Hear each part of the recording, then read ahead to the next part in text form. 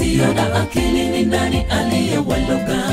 Ninyi ambao Yesu Kristo aliwekwa wazi mbele ya macho yenu kuwa amesulubiwa.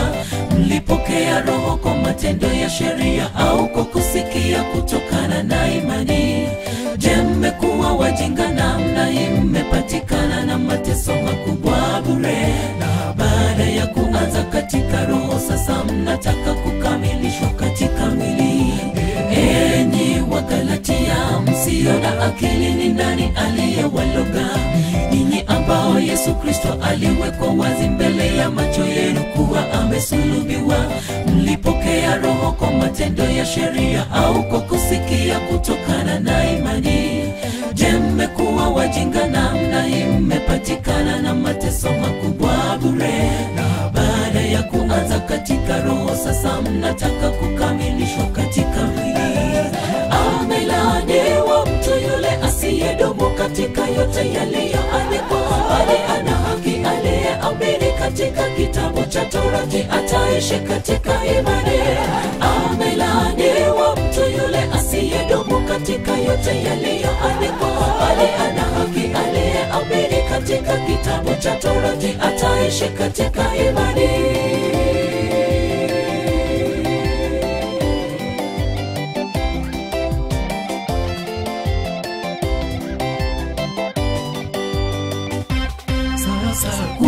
Wapi basi kule kujitahiri kwa mala na washuhudu kwamba kama ingaliwezekana mngaling'oa macho yenu mkanipa mimi? Je, nimekuwa adui wenu kwa sababu na waambia yale yaliyo ya kweli? Simameni msinaswe tena chini ya kombo la utumwa mpate kutahiriwa, na tohara la moyo mlitimize tumaini la haki kwa njia ya imani. Wapi basi kule kujitahiri kwa mara na washuhudu kwamba kama ingaliwezekana mngaling'oa macho yenu mkanipa mimi? Je, nimekuwa adui wenu kwa sababu na waambia yale yaliyo ya kweli?